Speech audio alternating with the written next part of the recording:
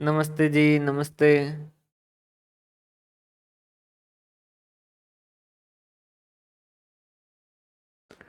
बढ़िया।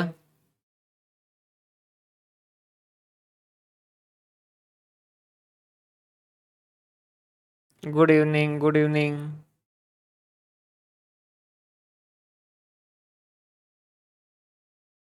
क्या बात कर रहे हो भाई? कहाँ बारिश? कहाँ हो रही है बारिश?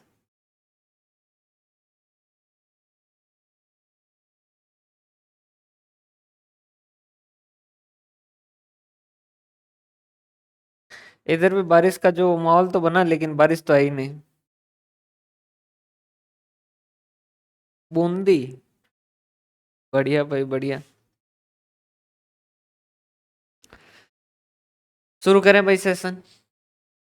देखो, अपन जो है वो अभी बात करेंगे, सबसे पहले तो बात करेंगे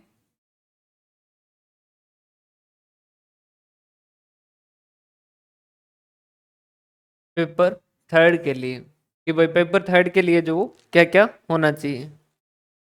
हाँ, हो तो गया है। मेरा और संदीप सर का गांव शायद अलग अलग डिस्ट्रिक्ट में हो जाएगा। मेरा जो बागुड़ा तहसील के अंदर है, 7 किलोमीटर दूर है इस साइड, पूना है संदीप सर का गांव। 7 किलोमीटर दूर ही जो मेरा गांव है। ये जो है ये बिनमाल डिस्ट्रिक्ट के अंदर है, बिनमाल तहसील के अंदर है। ये जो बागुड़ा तहसील के अंदर है, बागुड़ा जो वो शायद उसमें जा रही है, सांचौर के अंदर। शुरू करें भाई। देखो, शुरुआत से अगर बात करें ना, पेपर थर्ड जो है पर्टिकुलर अपने कॉमर्स वालों के लिए एक बहुत बड़ा बर्डन है, सरदर्द है भाई। अपन जो इस मामले में कई टाइम से जो इस सब्जेक्ट से दूर हो चुके हैं या दूर रहे हैं, तो इस वजह से अपने को इसमें थोड़ी सी दिक्कत रहती है। अब सीधा जो है सबसे पहले आप ये समझिएगा कि इसके अंदर जो बहुत सारी चीजें आपको याद करनी है, क्योंकि कई समय से आपने पढ़ा नहीं है। अब जो भी पढ़ोगे उसको एक बार पढ़ोगे तो याद तो होगा नहीं। माइंड जो है वो किस तरीके से काम करता है, उसका एक बेसिक साइंस है कि माइंड जो है, अपन एक तो आगे वाले को बोल के बताते हैं, एक जो है वो कुछ शो करते हैं। जो पिक्चर शो करते हैं उसको माइंड जो वो आसानी से याद करने की कोशिश करता है, मतलब उसको आसानी से याद रख सकता है। जैसे अपन मूवी देखते हैं, तो मूवी के सीन जो वो ज्यादा जल्दी और ज्यादा आसानी से याद होते हैं। जैसे खट्टा मीठा मूवी के जो मीम वगैरह चलते हैं, तो एग्जैक्ट आपको वो के वो सीन जो वो चलते हैं, या हेरा फेरी वगैरह के। रीजन क्या है? क्योंकि वहां पर जो मेमोरी है उसको एक बैक मिल गया है, और वो बैक किसका है? उस पिक्चर का है। समझ पा रहे हैं बात? तो वैसा वैसा अपने को राजस्थान पढ़ने से पहले, राजस्थान को सबसे पहले क्या करना होगा? हाँ, तो सबसे पहले क्या करना होगा अपने को? एक ब्लैंक राजस्थान का मैप जो है उसके कम से कम 50 कॉपी जो वो निकाल के ले आइए। सबसे पहले ये अपने लिए बहुत जरूरी है, कॉमर्स के जितने भी स्टूडेंट हैं उनके लिए ये बहुत जरूरी है। और उसको क्या करना है? पेंसिल से भरना है। सर, 50 को पेंसिल से भरना है, मतलब एक को कम से कम 4 4 5 5 बार इस्तेमाल करना है। किस तरीके से भरना है? देखो, जैसे ये एक राजस्थान का बेसिक मैप है, क्लियर है। सबसे पहले तो इसको डिस्ट्रिक्ट वाइज भरना है कि भाई इसमें डिस्ट्रिक्ट कौन कौन से, जैसे ये जानते हैं।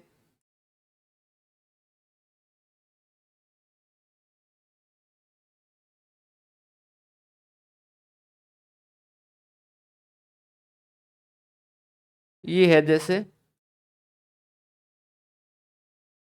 कौन सा,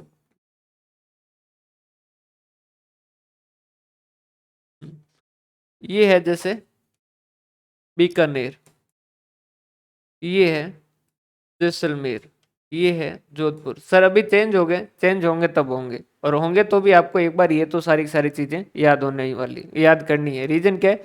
क्योंकि क्वेश्चन पूछा जाएगा तो ज्यादातर जब भी ऐसी सिचुएशन होगी तो नया यही पूछा जाएगा कि ये वाली जो नया डिस्ट्रिक्ट बना है वो किससे तोड़ के बनाया गया है। तो आपको अभी के लिए यही वाले जो वो डाटा याद करने, और यही वाला जो जियोग्राफी आपके लिए काम की है, वो जब बन जाए, अभी जो है वो पूरी तरीके से बने नहीं, अभी वो प्रोसेस के अंदर है। तो ये जो है ये आपको सबसे पहले कि भाई ये हो गया, ये जो है ये बाड़मेर हो गया, ये जो ये हमारा जैसे जालोर हो गया, अब तो हमारा है या पराया पता नहीं। ये जो है ये सिरोही हो गया, ये शायद उदयपुर हो गया, ये राजसमंद हो गया, ये जोधपुर जालोर सिरोही कला, ये जो है ये पाली है या पता नहीं क्या है, पाली हो गया शायद ये। इस तरीके से क्या करना है, शायद मैंने थोड़ा बहुत गलत भी भरा हो तो भाई आप अपने हिसाब से देखिएगा। ये तो आपको बेसिक बढ़ना है, सबसे पहला काम। मैप को भी अलग अलग तरीके से बढ़ना है। एक तो आपको डिस्ट्रिक्ट वाइज बढ़ना है, ये आपने डिस्ट्रिक्ट वाइज भरा। उसके बाद में जैसे ये मैप आपको मिल जाएंगे सारे के सारे, या फिर एक बुक भी जो है वो मिलती है, वो भी उसके बारे में बात करेंगे। कौन कौन सी बुक अगर परचेज करने जाओ तो कौन कौन सी बुक आपको परचेज करनी है वो भी देखना है। जैसे ये वाला जो मैप है ये क्या है, संभाग के हिसाब से, ये अभी के हिसाब से संभाग है और आपको अभी के लिए यही देखना है। जैसे ये एक संभाग है। अब इन संभाग को याद करने के लिए मैप का सहारा लोगे तो ज्यादा आसान नहीं रहेगी आपको। नहीं तो आप जैसे बीकानेर संभाग के अंदर बीकानेर, गंगानगर, हनुमानगढ़, चूरू, ये चारों जो है आपको रटने पड़ेंगे। नहीं तो आपको क्या होगा, मैप अच्छे से होगा तो आपको सिर्फ ये मैप जो है वो पिक्चर अपने आप क्रिएट हो जाएगी कि हाँ ये संभाग इसके अंदर आते हैं। ये जो है ये जोधपुर, बस इतना याद रख दीजिएगा कि जैसे जोधपुर के अंदर जो वो 6 है, बीकानेर के अंदर 4 है, जयपुर के अंदर शायद 6 है, और एक उदयपुर के अंदर जो वो 5 है, बाकी में 4 4 है। बाकी इसके अंदर जो वो 4 4 है, ये 4, ये 4। भरतपुर में 5 है क्या, शायद नहीं, 1 2 3 4, 4 ही भरतपुर के अंदर है। तो इस हिसाब से आप याद रखोगे ना, तो अब आपको इस पिक्चर के हिसाब से देखोगे तो ये संभाग भी जो आपके लिए आसानी से याद होंगे कि भाई हाँ ये संभाग है और ये इस तरीके से चलें। अगर आर्ट्स का स्टूडेंट है, नमस्ते जी, आर्ट्स का स्टूडेंट है तो उसको ये सारी चीजें याद होती है, लेकिन अपन कॉमर्स के हिसाब से देख रहे हैं, कॉमर्स और साइंस के हिसाब से देख रहे हैं, उनके लिए ये जो है ये मुश्किल चीज है। तो उसको पहले ये इस तरीके से देखना है, ये जो है ये संभाग के हिसाब से देखा। अब इसी मैप को आपको क्या करना है, अलग अलग तरीके से, जैसे ये तो डिस्ट्रिक्ट लिखे हुए हैं, ये जो है ये क्या लिख रखा है, ये इसके अंदर जो चलने वाली नदियां हैं, तो ये नदियों का जो मैप है वो लीजिए और इसको फिर खुद से जो है वो बनाने की कोशिश भी कीजिए कि भाई किस तरीके से कौन कौन सी नदी जो है वो कहाँ कहाँ से चल रही, कौन कौन से बांध वगैरह इनके ऊपर बने हुए। जैसे ये फिर एक एक पर्टिकुलर पे चला है, जैसे इंदिरा गांधी नहर वाली परियोजना है तो ये यहाँ तक जाती है, इसके अंदर फिर ये जो ये किसने बनाई, फिर इसके अंदर कौन कौन सी कैनाल निकली है। तो ये मैप बनाओगे तो आपको क्या होगा, देखो इस इस वाले के अंदर पेपर थर्ड के अंदर आपको तुक्का लगाना आना चाहिए। तुक्का आप तब लगा पाओगे जब आपको कुछ आइडिया होगा। जैसे आपको पता है कि भाई ये वाली जो नहर है वो यहाँ यहाँ चलती है, तो आपको पता है कि ये गंगानगर, मतलब गंगानगर, हनुमानगढ़, बीकानेर और जैसलमेर जो है वो इससे रिलेटेड है।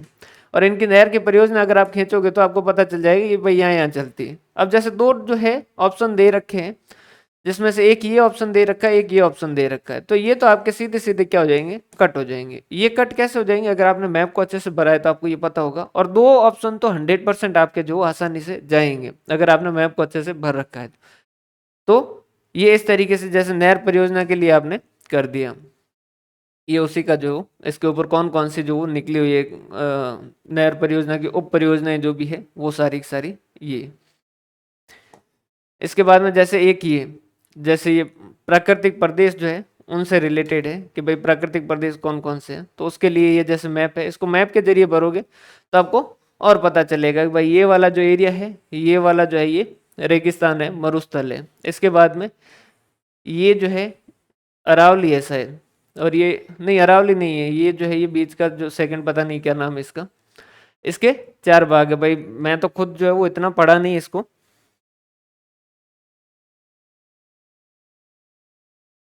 मैप से करोगे तो ही याद होगी, मैं आपकी समस्या समझता हूँ, इस वजह से मैं बता रहा हूँ कि आपने जो है जैसे तैसे याद होगा ना, वो सिर्फ इस मैप के सहारे से याद होगा। बाकी कॉमर्स वालों के लिए ये भारी काम है। रीजन ये है कि 10th में छोड़ रखा है, 10th के बाद से जो वो अपन ने इसको देखा नहीं है। तो 6 7 साल जो वो कम से कम हर किसी के हो रखे हैं, 11th 12th उसके बाद बीकॉम एमकॉम, तो ये 6 और 8 साल तो हर किसी के हो ही रखे हैं। इतना टाइम जो वो आप इससे डिस्कनेक्टेड रहे हैं, तो ये आपके लिए सीधा जो वो सिंपल तो रहेगा नहीं, तो अपने को इसमें क्या करने पड़ेंगे, कुछ जो वो स्ट्रेटेजी लगाएंगे तो अपने लिए आसान हो जाएगा। अब इसको जो वो मैप के जरिए भरोगे तो आपको ये क्या होगा, आसानी होगी कि भाई हाँ ये एक हो गया, ये एक हो गया, फिर इस दूसरे वाले के अंदर ये 4 पार्ट बनते हैं, इसका नाम पता नहीं क्या है, ये शेखावटी क्षेत्र, ये इस तरीके से जो है, ये एक तो बांगड़ है, ये शेखावटी है, और फिर ये जो वो लोनी वाला बेसिन है, फिर ये जो अरावली हो गया, और ये हाड़ौती के मैदान वगैरह। फिर ये जो है जैसे मिट्टी, तो मिट्टी का भी जो वो, नमस्ते जी, ये मिट्टी का भी जो है वो ये मैप के जरिए जैसे देखोगे तो इस साइड रेतीली मिट्टी है, इस साइड जो वो मध्यम काली है, इस साइड लाल है, और ये यहाँ पर मिश्रित लाल है, इन दोनों के बीच की लाल पीली है, ये कछारी मिट्टी। मैप के जरिए देखोगे ये यहाँ से तो आपको पता चल जाएगा। जैसे कि अब पूछा जाए कि काली मिट्टी कहाँ है, तो मैप के अंदर ये याद आ जाएगा भाई इस साइड वाले में, तो इस साइड वाले में अगर मैप अच्छे से भर रखा होगा तो आपको पता होगा कि भाई यहाँ बारा है, झालावाड़ है, कोटा है, ये वाले जिले जो है इसके अंदर चलते हैं। तो आगे एग्जाम, और एग्जाम के अंदर जैसे आ जाए और उसमें मान लीजिए 3 ऑप्शन दे दिए, एक जैसलमेर दे दिया, एक बाड़मेर दे दिया, एक एक सॉरी जोधपुर, बाड़मेर, जैसलमेर, और एक इस साइड का जैसे झालावाड़ दे दिया, तो आपका सीधा ही सॉल्व हो जाएगा भाई हाँ ये इस साइड वाली स्थिति है। या फिर 2 उस साइड के दे रखे, 2 इस साइड के दे रखे, तो भी आपको मैप के जरिए जो आसानी से याद होगा। हाँ, ऊपर वाला जो है वो बांगड़ है और नीचे बागड़ है, ऐसा कुछ है। ठीक है, ये जैसे बोलियों से रिलेटेड है, ये यहाँ पर मारवाड़ी है, यहाँ नागौरी बोली जाती है, यहाँ मरु बोली बोली जाती है, अरावटी वगैरह जो भी है, ये मीना बोली बोली जाती है, शहरी बोली, हाड़ौती बोली, मेवाड़ी बोली वगैरह जो भी है। इसके बाद में ये जो है ये क्या दे रखे हैं, ये जो सभ्यताएं जो पुरानी जो है गणेश्वर वगैरह, बैराट वगैरह, ये जो भी आपके रणथंभौर वगैरह जो बन रखे हैं वो। अब सबसे पहले तो आपको ये करना है, जब आपको ये सारी सारी चीजें जो वो अच्छे से हो जाए ना, उसके बाद में जो आपको नेक्स्ट चीजों में बढ़ना है। समझ पा रहे हो बात भाई? सबसे पहले आपको क्या करना है,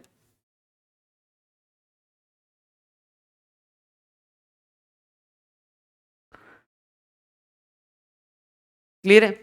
ये जो है ये मैप जब आपका अच्छा शुरू हो जाए ना कि भाई आप मैप के अंदर मुझे कोई भी दिक्कत नहीं आती, मैप जो मैं अच्छे से भर सकता हूँ, उससे क्या होगा, आपको बाकी सारी चीजें पढ़ोगे ना, जैसे कंटेम्प्रेरी इवेंट के अंदर पढ़ोगे कि भाई सौर ऊर्जा के लिए जैसलमेर के अंदर जो वो ये लग रहा है, मतलब कि कोई नया जो है वो प्रोजेक्ट लग रहा है, तो आपको सीधा समझ आएगा भाई जैसलमेर मरुस्थल है, पूरा खुला पड़ा है, जमीन कोई ज्यादा यूज की नहीं है, यूं ही वहां पर कोई अच्छी खासी खेती हो नहीं रही है, सूरज जो वहां पर सीधा पड़ता है, मतलब कि धूप अच्छी खासी है, तो जैसलमेर के अंदर बनेगा भाई, ये सीधा आपका कॉन्सेप्ट भी बनेगा। तो वहां से आपको जो वो ये याद करने के अंदर जो वो आसानी रहेगी, ताकि आपको बैक की स्टोरी पता होने लग जाएगी भाई जैसलमेर के अंदर ही क्यों लग रहे हैं सौर ऊर्जा के, बाकी जगह जो क्यों नहीं लग रहे हैं, जैसलमेर जोधपुर वाले साइड में क्यों लग रहे हैं। रीजन ये कि एक तो बंजर भूमि बहुत ज्यादा पड़ी है, उसके बाद में दूसरा सूरज जो वो सीधा पड़ रहा है, गर्मी अच्छी खासी पड़ती है। इसके अलावा कंटेम्प्रेरी इवेंट, समसामयिक घटनाएं, समसामयिक घटना के लिए आपको क्या करना है, इसको आप रेगुलर पढ़ेंगे, इसको आपको क्या करना है, रेगुलर पढ़ना है। कोई भी ले लीजिएगा जो भी आपको अच्छा लगे, अलग अलग बुक्स आती है, नॉर्मली मूमल की जो बुक अच्छी आती है। हाँ, इसके मैप के लिए मैप आप गूगल से डाउनलोड करके, ब्लैंक वाला जो है वो गूगल से डाउनलोड करके उसका प्रिंट आउट निकलवा दीजिएगा।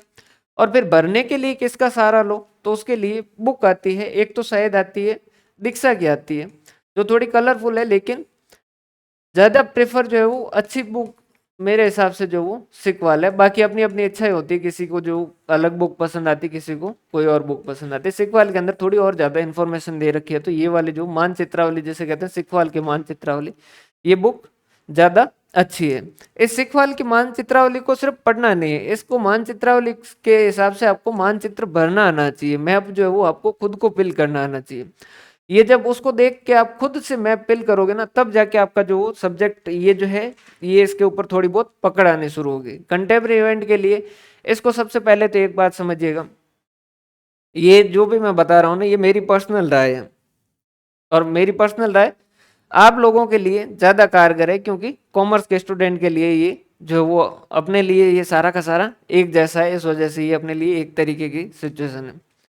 कंटेम्प्रेरी इवेंट के लिए जो है वो आपको इसको, पहली बात तो इसको हमेशा पढ़ना है, ऐसा नहीं कि एक दिन के अंदर पढ़े या इस तरीके से नहीं, हमेशा पढ़ना है, ज्यादा नहीं, 15-20 मिनट या 10-15 मिनट भी मान लो ये पढ़ना है। वीडियो मेरे हिसाब से ज्यादा बेहतर नहीं है, बाकी अगर आप किसी सर के वीडियो देखें अगर करंट के तो वो अलग बात है, लेकिन उससे बेहतर जो है वो बुक ज्यादा सही रहेगी अगर आपने पहले मैप भर के फिर बुक से पढ़ रहे हैं तो उस केस के अंदर ये आपके लिए ज्यादा फायदेमंद रहेगा। बाकी इसके ऊपर इससे रिलेटेड जो एमसीक्यू वगैरह की बुक आती रहती है तो वो बुक लेके एमसीक्यू कीजिएगा, ताकि इससे क्या होगा आपको याद जो वो आसानी होगी। बिल्कुल 1 से 2 दिन जो है 1 से 2 पेज जो है वो डेली के जो वो पढ़ते रहिएगा। समझ पा रहे बात?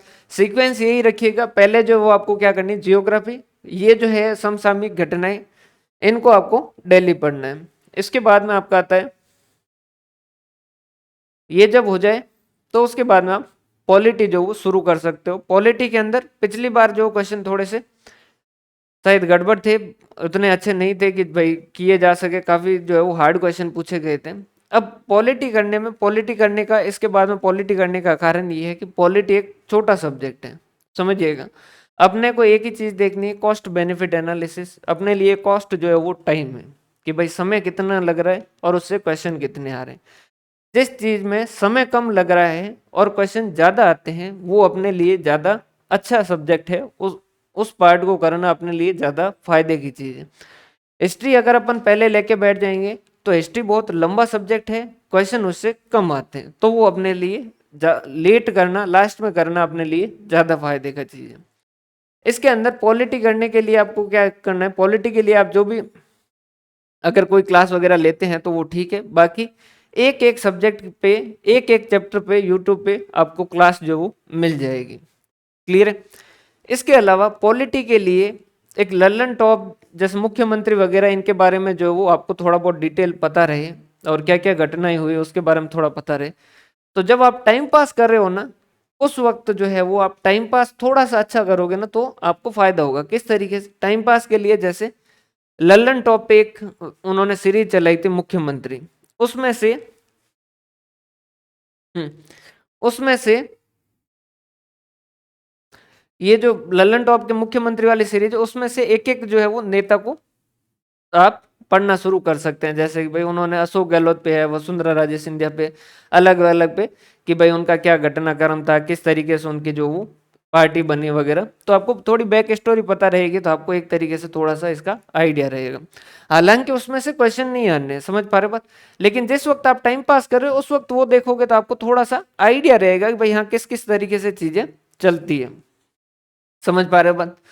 तो ये पॉलिटी, और पॉलिटी में चीजें छोटी भी है और कुछ टॉपिक तो जो है वो और भी छोटे हैं, जैसे जिनसे क्वेश्चन जो आरटीआई वगैरह इनसे क्वेश्चन सीधे पूछे जाते हैं, और इनके सेक्शन जो है वो आपको याद करने चाहिए क्योंकि उससे क्वेश्चन पूछे जाते हैं। इतना ज्यादा समय भी नहीं लगेगा, आप अच्छे से आराम से लिखोगे एक एक चैप्टर वाइज तो सेक्शन जो है वो जल्दी से याद कर सकते हैं।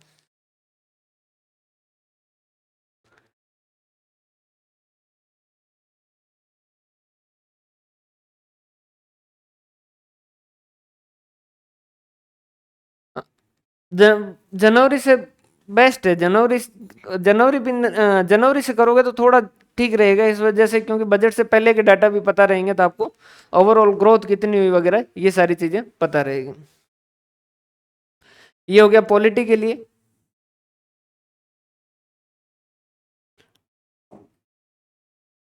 उसके बाद में पॉलिटी के बाद में जो आपका फर्स्ट पार्ट है उसके अंदर आर्ट कल्चर लिटरेचर और ये हेरिटेज वगैरह दे रखे हैं, ये वाला पोर्शन जो वो पहले कीजिएगा। इसके बाद में जो है वो आपका लास्ट में फिर भी समय बच जाए, अगर आप इतने अल्ट्रा लेजेंड हो तो ही उस केस के अंदर जो हिस्ट्री पे जाइएगा। हिस्ट्री पे भी कैसे जाना है वो भी अपन बात करेंगे। आर्ट्स कल्चर लिटरेचर वगैरह हेरिटेज वगैरह इनके अंदर जो है वो आप क्वेश्चन देखोगे पहले के तो आपको पता चलेगा कुछ स्पेसिफिक क्वेश्चन जो वो आते ही आते हैं। जैसे वाद्य यंत्र पे क्वेश्चन आता ही है, कौन सा इंस्ट्रूमेंट जो वो बजाया जाता है उसका क्वेश्चन आता ही आता है। मुश्किल से 10 एक है, उनको आप आसानी से याद कर सकते हो। उन पे भी सिंपल सा क्वेश्चन आता है कि भाई उसका सबसे बढ़िया कौन सा है, तंत्र वाला कौन सा है, अलग अलग होते हैं, तार से बजने वाला कौन सा है, बिना तार से बजने वाला कौन सा, वगैरह वगैरह। इसके बाद में आता है आपका हिस्ट्री। हिस्ट्री में ज्यादा अंदर घुसने की जरूरत नहीं है। हिस्ट्री जो है उसके अंदर हिस्ट्री पढ़ो तो सबसे पहले तो हिस्ट्री के अंदर आप मैराथन क्लास देख सकते हो।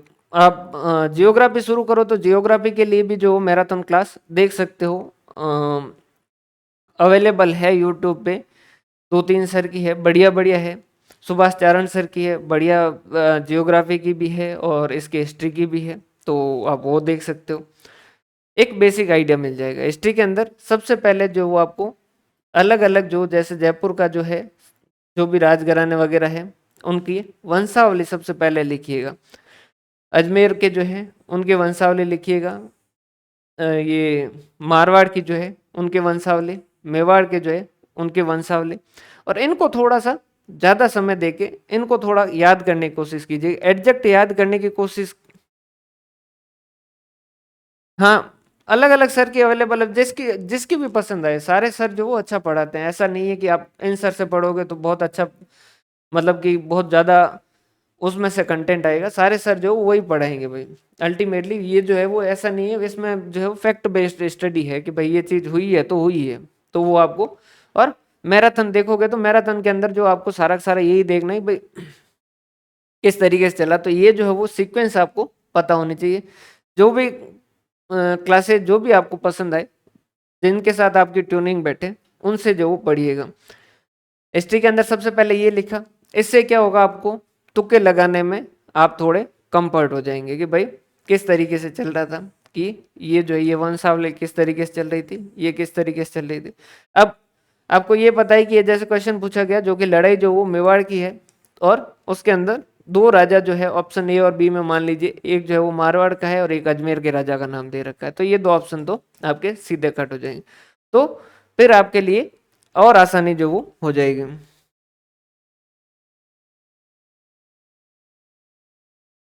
क्लियर भाई, जिनसे भी आपकी ट्यूनिंग बैठे ना, कोई भी सर जो है जिनके साथ आपकी ट्यूनिंग बैठे, उन सर से आप पढ़ सकते हो। सब जो बढ़िया पढ़ा रहे हैं, सब अपनी मेहनत कर रहे हैं। क्लियर है। अब इसके बाद में कुछ चीजें आपको साथ साथ जो वो करनी है। सबसे पहले जैसे एक ये जो है वो दिशा की बुक आती है प्रीवियस ईयर के क्वेश्चन की।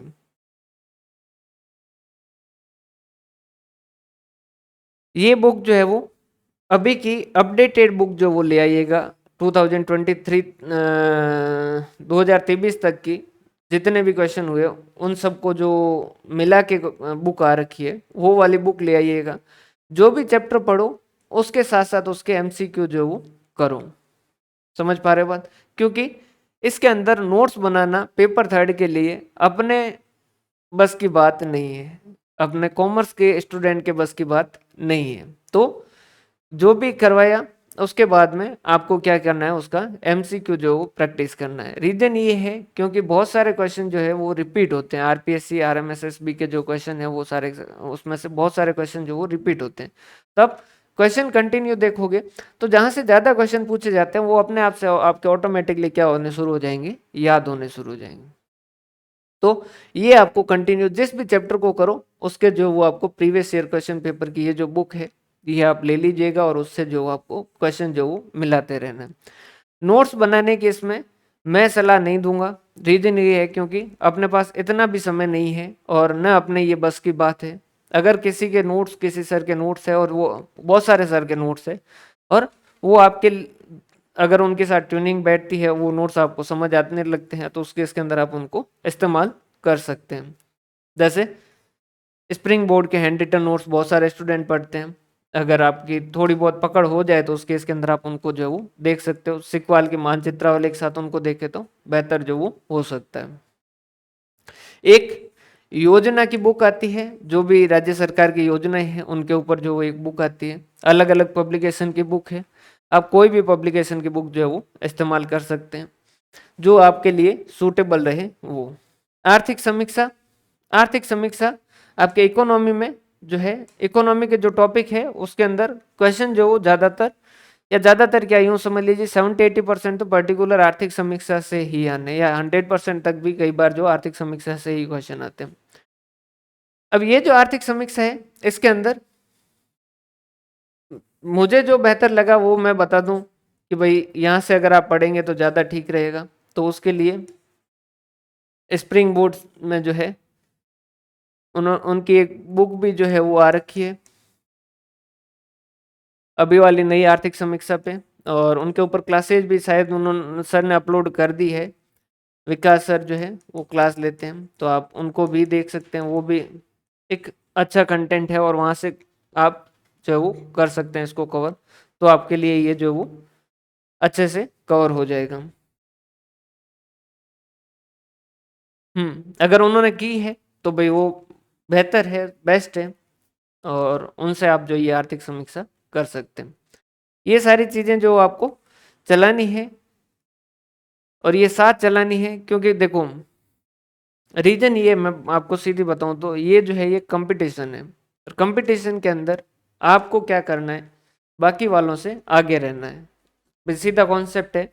इसके अंदर जो वो आपका फ्रेंड जो है, चाहे कुछ भी हो, फ्रेंड है चाहे कोई भी है, अल्टीमेटली पोस्ट जो है वो लिमिटेड है। तो उस केस के अंदर आपको जो ज़्यादा आगे जाना है।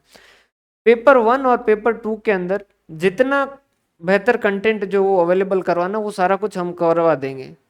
और उसके अंदर फर्स्ट और सेकंड के अंदर नॉर्मली जो स्टूडेंट है उनके अंदर उतना ज़्यादा स्कोप नहीं बचता है मार्क्स बढ़ाने का, जितना कि पेपर थर्ड के अंदर जो मार्क्स बढ़ाने का स्कोप बढ़ता है अल्टीमेटली। भाई जैसे,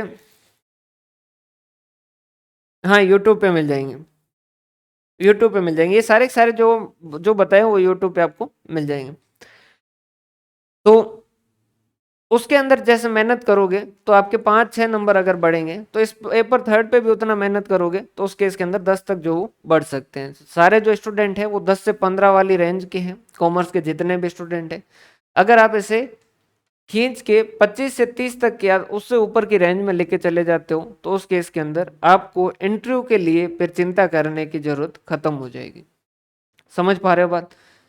इंटरव्यू के टाइम के अंदर भाई सारा कुछ जो है अब होता है, अब नहीं होता है, उसके बारे में जो हम,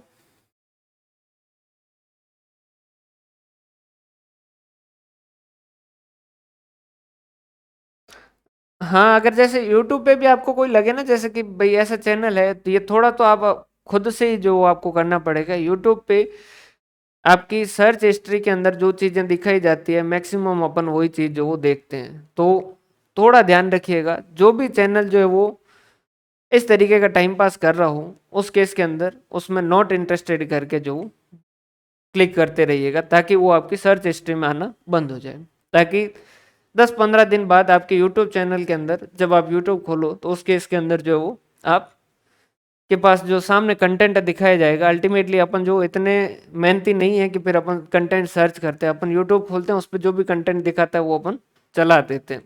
तो उसमें कंटेंट जो आपको बेहतर कंटेंट ही दिखना शुरू हो जाएगा। उसमें शॉर्ट्स वाले में नहीं जाए, इंस्टा शॉर्ट्स वगैरह में, उसको थोड़ा दिन जो है वो दूर रखें। क्लियर है? तो जो भी जैसे लगे कि हाँ यहाँ से टाइम पास ज़्यादा हो रहा है, तो उस वाले चैनल को आप नॉट इंटरेस्टेड कर देंगे। 2-3 बार कर देंगे तो शायद एक बार करने से भी दिखाना बंद कर देगा, तो वो आपको क्या कर देगा, हटा देगा। मतलब कि वो चैनल आपको दिखाना यूट्यूब बंद कर देगा। तो वहाँ पर आप जो है वो ये क्या कर सकते हो, इस तरीके से। अल्टीमेटली यूट्यूब के अंदर आपके सर्च के अंदर जब आप यूट्यूब खोलो, तो आपको सारी चीज़ें जो काम की दिखनी चाहिए। समझ पा रहे हो? समझदार वो, ऐसा नहीं है कि समझदार आदमी टाइम पास नहीं करता, समझदार आदमी टाइम पास जो वो काम का करता है। टाइम पास के लिए भी आप जब चीजें देख रहे हो, तो वो भी कोई काम की चीज होनी चाहिए, तो आपका वो टाइम पास भी अच्छा है। क्लियर है? तो ये सारी चीजें जो है वो आपको इस तरीके से आपको कंटिन्यू चलानी है। पेपर थर्ड के अंदर आप अगर लीड करेंगे, 30 तक पहुंच जाते हैं, तो इंटरव्यू के अंदर आपको चिंता जो वो खत्म हो जाएगी। और इंटरव्यू में जो है सो है, वगैरह वगैरह सारा का कुछ जो है उस झंझट से निकलना है, तो आपको रिटर्न के अंदर मार्क्स जो शुरू से ही बेहतर रखने। दूसरा क्वेश्चन कि सर एग्जाम जो है वो कब तक हो सकता है? देखिए अलग अलग सिचुएशन है, दो प्रोबेबिलिटी है। या तो ये होगा सितंबर अक्टूबर के अंदर, और या फिर ये होगा नेक्स्ट जनवरी फरवरी के अंदर। इन दोनों में से एक टाइम जो है वो होगा। सर सितंबर अक्टूबर में भी हो सकता है क्या? इसके चांस है क्या? बिल्कुल चांस है, बिल्कुल इसके चांस है, क्योंकि सेट का एग्जाम कोई भी सरकार जाते वक्त इलेक्शन जो है वो एग्जाम करवा के जाना चाहेगी, ताकि वो इलेक्शन के अंदर ये कह सके कि हमने जो ये एग्जाम करवा दिया। और आरपीएससी दोनों तरीके से जो वो झटके देती है, कई बार जो वो 2-2 3-3 साल जो एग्जाम को आगे खिसका के भी झटके देती है, और कई बार जो ऐसा भी कर देती है कि अभी एडवर्टाइजमेंट निकाला और 2 महीने के अंदर जो एग्जाम की डेट दे दी। तो आपकी तैयारी जो वो इस तरीके से चलनी चाहिए।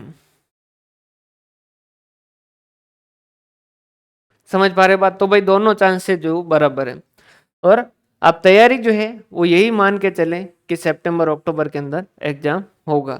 इससे क्या होगा, आपकी तैयारी जो जल्दी होगी। क्लियर है भाई? इस पेपर थर्ड के अंदर जो है आपको कोई डाउट हो तो वो बता दीजिए, और कोई भी। दूसरा, इस जो है आज जो है वो लगभग मैंने एबीएसटी के जितने भी स्टूडेंट हैं उनको कॉल किया है, और नेक्स्ट संडे से मैं एबीएसटी ईएफएम के हर स्टूडेंट को जो कॉल करूंगा, और उस वक्त आपको सही सही बताना है कि भाई हाँ पढ़ाई चल रही है या नहीं चल रही, किस तरीके से चल रही है। नहीं, नहीं रहेगा, नहीं रहेगा। ना मार्क्स होते हैं इंटरव्यू के अंदर, और ना कुछ होता है, ना मार्क्स जो है वो मेंबर को शो होते हैं वगैरह, कुछ भी चीज़ें ऐसे नहीं होती। लेकिन कोशिश कीजिएगा कि इंटरव्यू में जो है उसमें आप उससे पहले रिटर्न के अंदर जो अच्छे मार्क्स लेके आए। जो इस बार की फाइनल कट ऑफ है उतने तक का टारगेट लेके चले रिटर्न के अंदर लाने का। हो सकता है उससे 5-10 नंबर कम तक पहुंच पाओ, अगर उतनी तैयारी करोगे तो भी। भाई जैसे 160 की तैयारी करोगे तो 150 तक पहुंच पाओ, लेकिन वो आपके लिए अच्छा ऑप्शन है। इसकी बजाय आप 130 मार्क्स लेके आप 20 नंबर इंटरव्यू में लाने की कोशिश करें, क्योंकि भाई इंटरव्यू जो है वो एक अलग ही माया है, और वो सारे जानते ही हैं। तो उससे बेहतर है कि आप रिटर्न के अंदर जो ज़्यादा मार्क्स लेके आए, और रिटर्न के अंदर मार्क्स लाए जा सकते हैं, क्योंकि अपने पेपर थर्ड जो पूरा स्कोप छोड़ा हुआ है। सारे स्टूडेंट जो है वो 15 पे बैठे हुए हैं, और 15 से भाई जैसे 130 आए तो उन्होंने यहाँ जो है वो पेपर 1-2 के अंदर मान लीजिए 115 है। एबीएसटी के अगर नॉर्मल स्टूडेंट की बात करें तो यहाँ पर जो है वो उसके 115 है। अगर वो सही से मेहनत करेगा तो उस केस के अंदर वो 130 तक पहुंच पाएगा। रीजन क्या है? क्योंकि भाई इतना मार्जिनल एरर रहता है। कुछ क्वेश्चन होते ही ऐसे हैं जिसके अंदर जो कंफ्यूजन क्रिएट होता है। कुछ क्वेश्चन आरपीएस से जो उनके पेपर बनाने वाले पता नहीं कौन सा स्पेसिफिक नशा उनके पास पहुंचता है। भाई जैसे वो उनका जो है वो अजमेर के अंदर कौन सा मिलता है वो उन्हीं को पता है। 150 क्वेश्चन इन्होंने दिए, आरपीएससी ने खुद ने 150 क्वेश्चन जैसे बनाए, उन्होंने खुद ने उसके बाद में 2 महीने बाद में आंसर की जारी की, और उसमें से जो है वो 5 क्वेश्चन डिलीट कर दिए कि ये तो गलत है। तो अगर तुम्हें 2 महीने बाद में पता था, 2 महीने पहले भी तो पता कर सकते थे ना। लेकिन वो है, अब जो है सो है, अपन उससे जो वो नहीं लड़ सकते, और वो जो है जो भी चीजें हैं तो। और कुछ क्वेश्चन होते भी ऐसे हैं जो थोड़ा बहुत कंफ्यूजन क्रिएट कर सकते हैं। समझ पा रहे हो बात?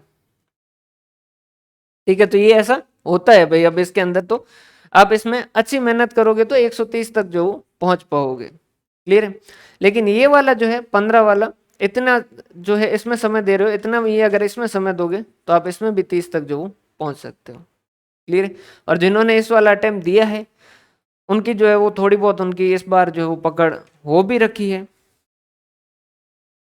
सब में करते हैं, ये सब में करते हैं। पता नहीं, मतलब यूं लगता है कि ये कोई नया नशा ले नहीं रहे हैं। ये उस बिल्डिंग के अंदर जाने के बाद उनकी वो रईस फिल्म में है या रईस मूवी में एक डायलॉग है कि यहाँ के हवाओं में जो है वो धंधा है, बिजनेस है, वैसा वैसा उस बिल्डिंग के अंदर ही ऐसा कुछ है। क्लियर है भाई? तो यहाँ पर आप थोड़ा अगर अच्छे से मेहनत करोगे तो आप 15 से 30 तक जो वो जा सकते हो। तो ये पेपर थर्ड जो आपके लिए अच्छा काम करेगा। अल्टीमेटली भाई अपने लिए सीधा गणित है कि ये 200 नंबर का रिटर्न है, इसके अंदर ज़्यादा से ज़्यादा नंबर लेके आने हैं। वो कैसे लेके आते हैं, समझ के लेके आते हैं, रट के लेके आते हैं, ये सारी चीज़ें देखी नहीं जाती कि भाई मैं तो कॉन्सेप्ट समझूंगा ही, रटूंगा नहीं। ऐसी कोई मन में धारणा नहीं रखनी।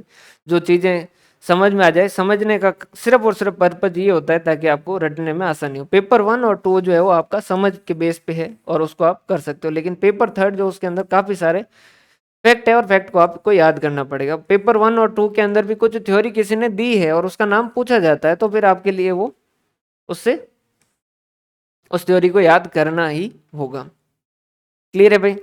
और कोई इसमें डाउट हो?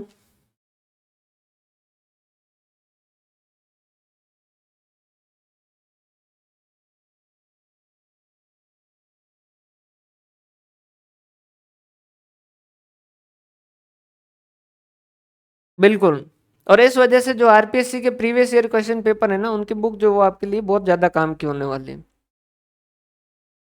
फर्स्ट ग्रेड में अभी जैसे इन्होंने कुछ क्वेश्चन डिलीट किए हैं, कुछ क्वेश्चन जो है वो, कुछ क्वेश्चन ये खुद से डिलीट करते हैं, कुछ क्वेश्चन ये जो है वो बेइज्जत होकर डिलीट करते हैं। इनके दो तरीके से डिलीट करने की आदत है। कई बार जो वो यहाँ से नहीं मानते, फिर कोर्ट में जाते हैं, वहां इंसल्ट करवाते हैं, फिर डिलीट करते हैं।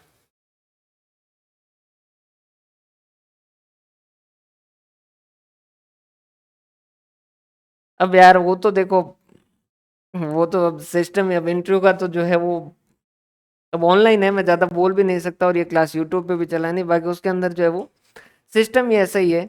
ये यहाँ मेंबर बैठा है, यहाँ स्टूडेंट बैठा है, जो इंटरव्यू में गए हैं उनको पता भी होगा। यहाँ एक एक्सपर्ट बैठा है, यहाँ एक एक्सपर्ट बैठा है। अब ये जो है क्वेश्चन ये एक्सपर्ट पूछेगा, ये एक्सपर्ट पूछेगा। मेंबर बेचारे को तो वैसे कॉमर्स का कुछ पता होता नहीं, वो तो बेवकूफ से क्वेश्चन पूछेगा, जैसे कि जीएसटी क्या है, इनकम टैक्स क्या है, इस तरीके के जितने भी हुए हैं, जिनके भी एक्सपीरियंस आप उनका उनसे सुन लीजिएगा। फिर जो वो ये वाला इससे क्वेश्चन पूछेगा, ये वाला इससे क्वेश्चन पूछेगा। अब एक्सपर्ट तो मान लो कि भाई समझदार है, उस सब्जेक्ट के जानकार है, तो सीधी सी बात है मार्क्स इनको देने चाहिए। इनको पता चलता है कि इनके क्वेश्चन जो वो उनके आंसर दिए गए वो सही है या नहीं है। लेकिन आंसर जो है ये वाला आदमी देगा। अब इसको आदमी भी क्या ही कहें।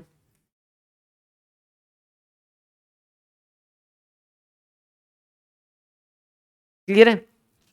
खैर, अपने जो वो अपने रिटर्न के अंदर जो वो ज्यादा मार्क्स लेके आओ और इस माथाफोड़ी से दूर ही रहो।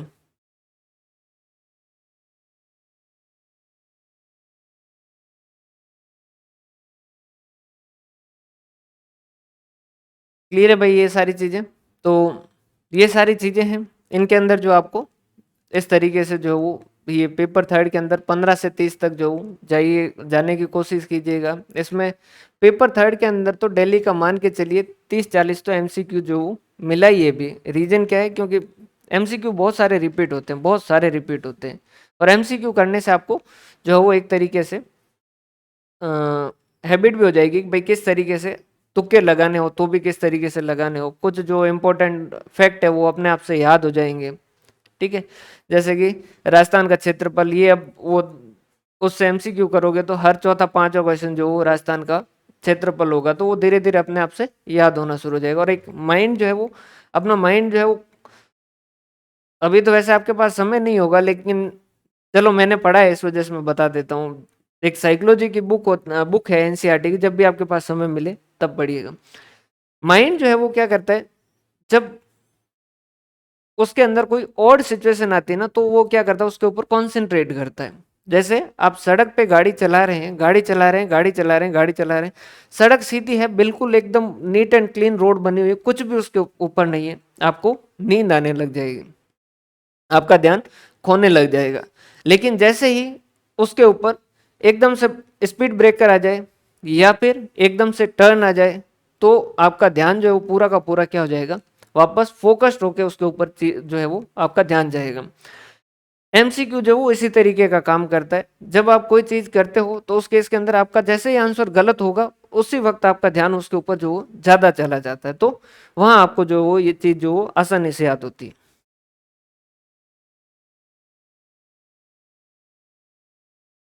क्लियर है? ठीक है भाई। पेपर थर्ड से रिलेटेड कोई डाउट हो तो वो बता दीजिए। क्या बात कर रहे हो, सही बात है। समझ आ रही बात भाई?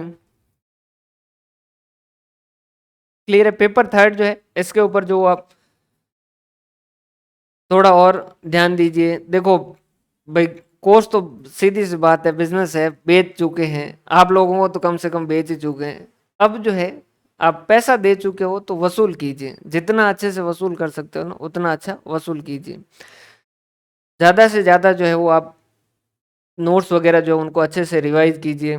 और बुक्स जो है, भाई असिस्टेंट प्रोफेसर अगर बनने जा रहे हो तो उस केस के अंदर आपके पास, भाई हम ये भी नहीं कहेंगे इस तरीके से, आपको झूठ नहीं बोलेंगे कि नहीं पेपर थर्ड भी जो है वो उसके लिए भी हम कोई स्पेसिफिक बताएंगे और वहीं से करें, नहीं है भाई। पेपर थर्ड में हमारी एक्सपर्टीज नहीं है, इस वजह से ना हम उसका कोर्स लॉन्च करेंगे, ना हम जो है वो, अगर हमें खुद को कॉन्फिडेंस हुआ कि भाई हमारे पास फैकल्टी हो जाए तो ही हम कोर्स लॉन्च करेंगे, बाकी हम नहीं करेंगे। समझ आ रही बात? क्योंकि उसके उस फील्ड में हम है नहीं, तो उस फील्ड के अंदर जो है उनका एक तरीके से भाई बता दिया है कि भाई यहाँ से आप चीजें करोगे तो आपको बढ़िया जो है वो हो जाएगी। भाई उसका कारण है, देखो प्राइस जो है वो अभी तो डिस्काउंट फिर भी रख रखा है, बाकी इसकी प्राइस जो यही रखेंगे। रीजन ये है क्योंकि इस बार जो भी स्टूडेंट है उनसे पर्सनल कांटेक्ट कर रहे हैं। अभी जो है वो अभी तो थोड़ा बहुत वो नोटिफिकेशन वगैरह आया नहीं है। लास्ट के अंदर जो स्टूडेंट जो है वो थोड़ा डीमोटिवेटेड भी फील रहता है, तो हम चाहते हैं कि इस बार जो भी स्टूडेंट हमारे पास हो लास्ट के अंदर उसके पास एक इस तरीके का हेल्पलाइन नंबर, मतलब वो सीधा हमसे कांटेक्ट कर पाए कि भाई ये वाली सिचुएशन है, क्या चीज़ करें, तो वहाँ पर हम उनके साथ रहें। तो हम बहुत ज़्यादा कोर्स अगर बेच दिए तो उस केस के अंदर हम जो है उन आपसे वो कांटेक्ट जो वो छोड़ देंगे, छोड़ना ही पड़ेगा। उस वजह से लिमिटेड अपने जो बिके वही बेहतर है। इस वजह से प्राइस जो वो अपने लिए बढ़िया है। क्लियर है भाई? और अपने जो है वो थोड़े और हो जाए फिर इसको 15 उसको और भी बढ़ा देंगे, ठीक है? ताकि ये वाला जो है ये समझ लीजिए कि आप हमारे जो एक तरीके से ब्रांड एम्बेसडर बनने वाले हो। अब हम जो है वो हमारी तरफ से आपको पेपर वन और पेपर टू के अंदर आपको किसी भी तरीके की कमी जो वो नहीं आने देंगे। बस आप पेपर थर्ड जो है वो साथ ही साथ संभाल लीजिएगा। क्लियर है भाई?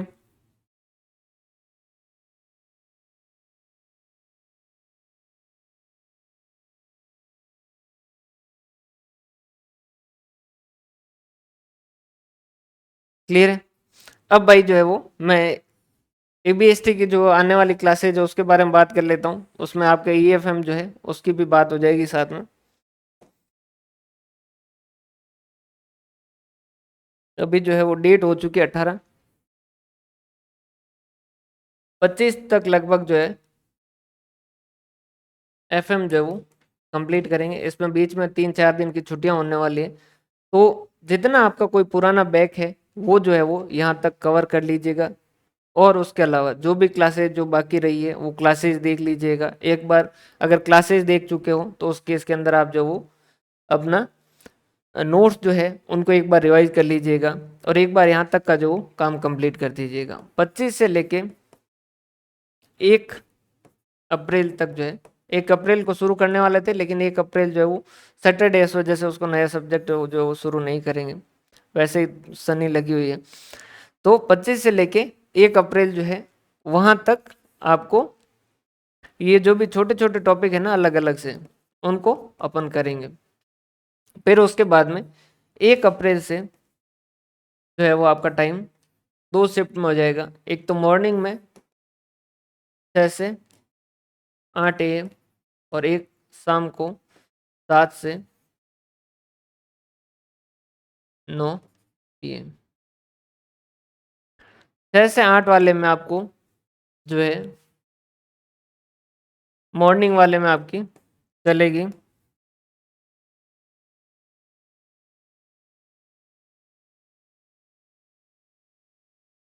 कॉरपोरेट अकाउंटिंग, और यहाँ आपकी चलेगी स्टेट्स। अब स्टेट्स के अंदर जो जैसे जैसे आपके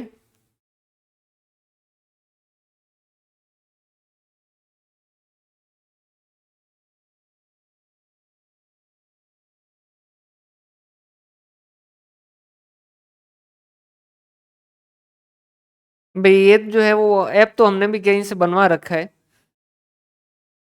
ये 6 से 8 जो है अगर आपको थोड़ा ज़्यादा जल्दी लगे तो इसको थोड़ा सा अपन चेंज भी कर लेंगे, जैसी आपकी इच्छा होगी। बाकी मॉर्निंग में जो वो 7 से लगभग रखेंगे, 7 से रख लेंगे, जैसा आपको सूटेबल रहेगा। मैं एक आइडिया दे रहा हूँ कि क्लास जो है वो 2 होगी। अब वो जो आप टाइम कहोगे उस हिसाब से जो वो रख लेंगे। एक बार कह रहे हैं 6 से 8, बाकी 7 से 8 या जिस भी तरीके से 7 से 8:30 जो भी हम ये जो है रखेंगे। अब कोई स्टूडेंट जिनकी जॉब चल रही है तो वो स्टेट्स की क्लास आप जब भी समय मिले तब देख लीजिएगा। लाइव अगर नहीं देख पाए तो कोई दिक्कत वाली बात नहीं है लेकिन कोशिश कीजिएगा कि लाइव जो ज्वाइन करें, क्योंकि लाइव के चक्कर में क्लास हो जाती है। तो ये जो है ये रहेगा कॉर्पोरेट और एक ये स्टेट्स। इसके अंदर ईएफएम के जब जब सब्जेक्ट होंगे उस वक्त जो पहले व्हाट्सएप पे मैसेज कर देंगे ताकि आप उस टाइम जो वो साथ में जुड़ जाएं। समझ पा रहे हो बात? ये जो है ये इस तरीके से चलेगा। अब उसका कारण क्या है? इसका कारण ये है कि भाई ईएफएम का जो संदीप सर आएंगे लगभग 24 को लगभग यहाँ आएंगे, तब जो वो एक वीडियो बनाएंगे और उसके ऊपर जो आपको आपसे बात करेंगे उनके आगे की स्ट्रेटेजी। अभी जो आगे का प्लान जो है वो इस तरीके का है कि 30 अप्रैल तक पेपर 1 जो है वो कंप्लीट होना चाहिए, जिसके अंदर फाइनेंशियल अकाउंटिंग, कॉर्पोरेट अकाउंटिंग और कॉस्ट अकाउंटिंग और मैनेजमेंट अकाउंटिंग ये कंप्लीट करना है। और उसके अलावा पेपर 2 के अंदर जो है वो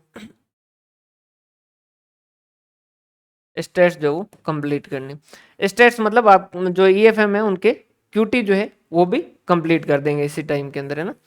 तो ये जो है ये 30 अप्रैल तक कंप्लीट करना है। 30 अप्रैल के बाद का जो प्लान इस तरीके से रहेगा, 30 अप्रैल से 15 मई तक जो है वो आपको इन सब्जेक्ट का रिवीजन करना है। और साथ ही साथ ऑडिट की और टैक्स की क्लासेज जो है उनका टाइम जो वो ज़्यादा हो जाएगा, मतलब उनकी क्लास फिर रेगुलर जो वो अपडेट होनी शुरू हो जाएगी। और फिर उसके बाद में 15 मई से जो वो आगे आपको डेली के जो 2 टॉपिक दिए जाएंगे और 2 टॉपिक जो आपको तैयार करने हैं, शॉर्ट नोट से तैयार करने हैं। उसके ऊपर जो आपका शाम को जो टेस्ट रहेगा, उनको जो टेस्ट आपको अटेंड करते रहना है और ये अपन कंटिन्यू चलाते रहेंगे। क्लियर है? और इसके बाद में फिर धीरे धीरे इसके साथ साथ जो अपन क्या कर देंगे, सब्जेक्ट वाइज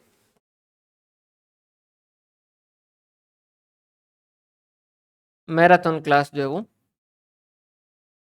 कर लेंगे। जैसे जिस भी संडे को जब फ्री होंगे तब अपन क्या कर लेंगे, इनको मैराथन चलाते हैं, ताकि क्या हो यहाँ के बाद में भाई प्रैक्टिकल के अंदर एक चीज होती है भाई, समझना पड़ता है। तो इस वजह से जो वो आपका एक बार समझने वाला पूरा प्रोसेस हो जाए, फिर जो अपन एमसीक्यू पे ही रहेंगे, इसके ऊपर एमसीक्यू और रिवीजन, एमसीक्यू और रिवीजन, इस तरीके से आपकी आगे का शेड्यूल रहेगा, है ना। तो ये आपका आगे अप्रैल वाला महीना जो है वो थोड़ा हेक्टिक रहने वाला है। तो पहले से जो वो बिल्कुल ये वाला जो है इसमें एक्चुअल में ये जो है ये 30 अप्रैल से लेके 15 मई तक का जो टाइम है वो मैं ले ही इस वजह से रहा हूँ, क्योंकि मुझे थोड़ा सा एमसीक्यू जो है वो खुद से रिव्यू करना पड़ेगा और उसके लिए मुझे एकांत चाहिए।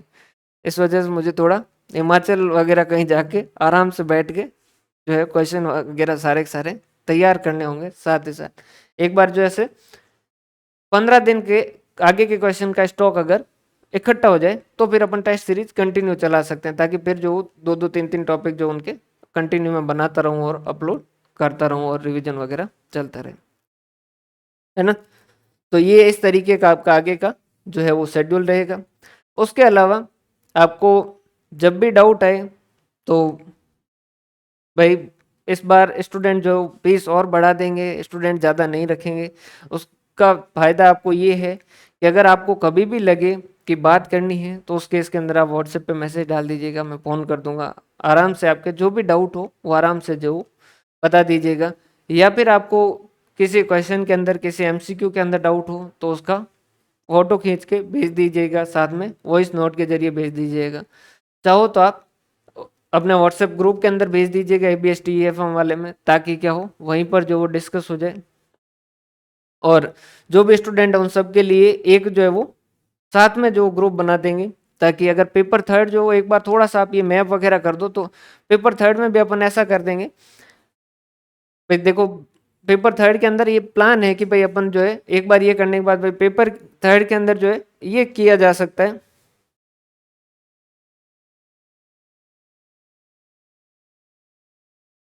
हाँ, ये इसी बारे में जो वो मुझे भी लगा कि पेपर थर्ड के अंदर जो किस तरीके से किया जाए। तो ये जो है पेपर थर्ड के अंदर एक बार आप थोड़ा सा ये शुरू कर दीजिए भाई कि मैप वगैरह कर दीजिए। फिर उसके बाद पेपर थर्ड के अंदर अपन एक काम ये कर सकते हैं कि ईएफएम और एबीएसटी के लिए एक कंबाइंड जो वो अ, बना दें ग्रुप, और उसके अंदर जो है वो ईएफएम एबीएसटी के सारे स्टूडेंट जो उसमें ऐड हो जाए। और काफ़ी स्टूडेंट जो वो है नहीं व्हाट्सएप पे, तो टेलीग्राम पे ऐसा कहीं पे भी अपन जो वो बनाते, उसके अंदर जो डेली का एक टॉपिक जो वो सुबह को भाई अपलोड कर देंगे, भाई आज टॉपिक का नाम भेज देंगे, भाई इस टॉपिक पे आज जो वो आपको तैयार करना है।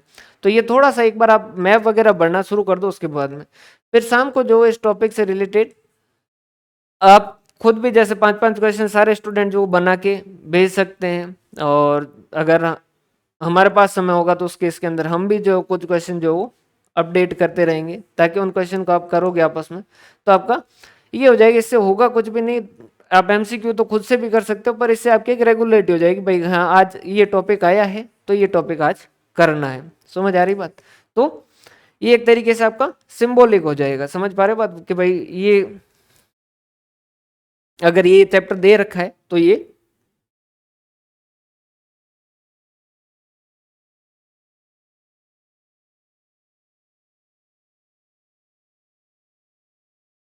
तो भाई इसको अगर आप लोग तैयार हो तो अपन जल्दी भी कर सकते हैं ना। तो इसको नेक्स्ट संडे के बाद में जो शुरू कर देंगे, नेक्स्ट मंडे से जो है, मतलब ये वाला मंडे नहीं, आगे वाले मंडे से इसको शुरू कर देंगे। एक एक टॉपिक देते रहेंगे, आप आपस में जो स्टूडेंट जो है क्वेश्चन अगर बना सको तो आप ही एक दूसरे को जो बना के भेजते रहो। एक्चुअली क्या होता है कि थोड़ी बहुत कंडीशनिंग हो जाए तो उस केस के अंदर जो वो आसानी हो जाती है चीज़ें रेगुलर रहने में। रेगुलर रहने के लिए कंडीशनिंग हो तो आसानी हो जाती है। जैसे भाई कई चीज़ें जो होती है आदत हो जाती है, जैसे कि अपने को सुबह उठते ही किसी को मोबाइल देखना है तो वो सुबह उठते ही अगर उसको मोबाइल नहीं दिखेगा तो उसको हड़बड़ाहट होगी। पावलो करके अगर आपने एक थ्योरी भी पढ़ी होगी, पावलो ने जो इसके ऊपर कंडीशनिंग साइकोलॉजी में कंडीशनिंग पे एक थ्योरी भी दी थी कि भाई एक वो डॉग को रखता है और बॉक्स के अंदर बंद रखता है, और एक नली जो है वो लगा के जो वो इस तरीके से एक जार के अंदर रखता है। एक घंटी बजाता है, घंटी बजा के उसको मीट का टुकड़ा देता है, 10-15 दिन देता है। फिर उसके बाद में जो क्या करता है वो घंटी तो बजाता है लेकिन मीट का टुकड़ा नहीं देता है, और वो जो है इसके मुंह से सलाइवा या लार जो वो निकलती है, वो बिना खाने इस घंटी से उसकी कंडीशनिंग हो जाती है और वो सलाइवा उसका निकलना शुरू हो जाता है। तो ये क्या है, कंडीशनिंग थ्योरी, मतलब कि अपने ऐसे अपनी लाइफ में ऐसी बहुत सारी चीजें कंडीशनिंग, जैसे खाना खाने के बाद किसी को वॉक की जो कंडीशनिंग हो रखी है ये आदत हो जाती है, आदत होने के बाद वो रेगुलरिटी बन जाती है। तो ये पेपर थर्ड वाले ये जो प्रोसेस है ना, ये सिर्फ और सिर्फ आपके एक तरीके से कंडीशनिंग कर देगा कि भाई हाँ ये टॉपिक का नाम आया है तो आज ये टॉपिक तैयार करना है।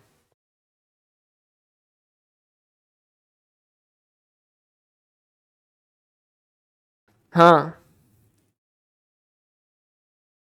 समझ पा रहे हो बात? तो ये जो है ये कंडीशनिंग जो है इस तरीके से ये अपने कंडीशनिंग के जैसा काम करेगा कि भाई ये टॉपिक का नाम आएगा तो आपको ये करना। ये ये वाला मंडे छोड़ के नेक्स्ट मंडे जो है वो ये शुरू कर देंगे। समझ पा रहे हो बात भाई? अल्टीमेटली सब मिल के एक दूसरे की मदद करेंगे तो ज़्यादा बेहतर होगा कि भाई ये जो है ये टॉपिक आया है तो ये टॉपिक को अपने को तैयार करना है। और उसके भाई दो दो क्वेश्चन ही, अगर क्वेश्चन जो वो एक तरीके से सिंबॉलिक क्वेश्चन, तो आप चाहो तो दीक्षा से कर सकते हो, किसी से भी कर सकते हो, लेकिन वो टॉपिक का नाम है, मतलब आपको वो टॉपिक जो वो तैयार करना है। अगर आपके पास 2-3 क्वेश्चन होता है, हर कोई स्टूडेंट अगर दो दो क्वेश्चन भी 2 मिनट लगेंगे, दो दो क्वेश्चन भी बना के अपलोड उस टेलीग्राम ग्रुप के अंदर भेज देगा तो उस केस के अंदर सबकी तैयारी जो वो हो जाएगी।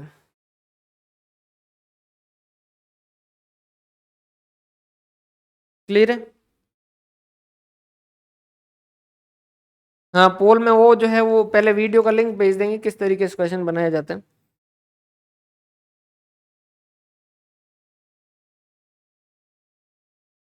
हाँ, कर देंगे, बिल्कुल कर लेंगे। जो कोर्स खत्म होने के बाद लाइव क्विज वगैरह रख लेंगे।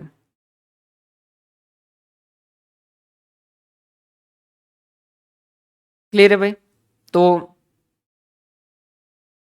अब ये जो है नेक्स्ट संडे से मैं हर किसी को फ़ोन भी सिर्फ इस वजह से करूँगा, वो भी एक तरीके से ये आपकी कंडीशनिंग है कि भाई आपको कई बार क्या होता है स्टूडेंट सीक्वेंस चलती है, पढ़ाई चल रही है तो 4 दिन अच्छी चल रही है, 1 दिन छूट गई तो फिर हफ्ते भर छूट ही गई। तो उस ब्रेक को उस जो लीव वाले पीरियड को ब्रेक करने के लिए जो मैं हर संडे को कॉल करना शुरू कर दूंगा नेक्स्ट संडे से, हर स्टूडेंट को जो फ़ोन करूंगा, ताकि एक बार वहां तक अगर बीच में ये आपका टाइम पास वाला फेज चल रहा हो ना तो भी वो रुक जाए। क्लियर है? तो भाई ये सारी बातें हैं, अच्छे से पढ़िए, मोटिवेटेड रहिए, और अगर कभी लगे कि डिमोटिवेटेड है तो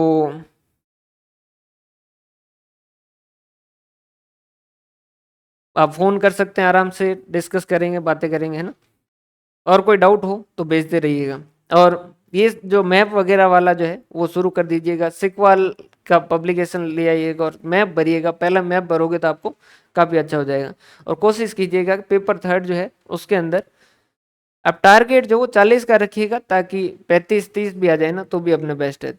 टारगेट जो हमेशा बड़ा रखो, ताकि उसके हिसाब से तैयारी, जितना टारगेट रखते हैं ना उसके अप्रोक्सीमेट तैयारी होती है, तो उसमें 10-20% वेरिएशन आता है। क्लियर है?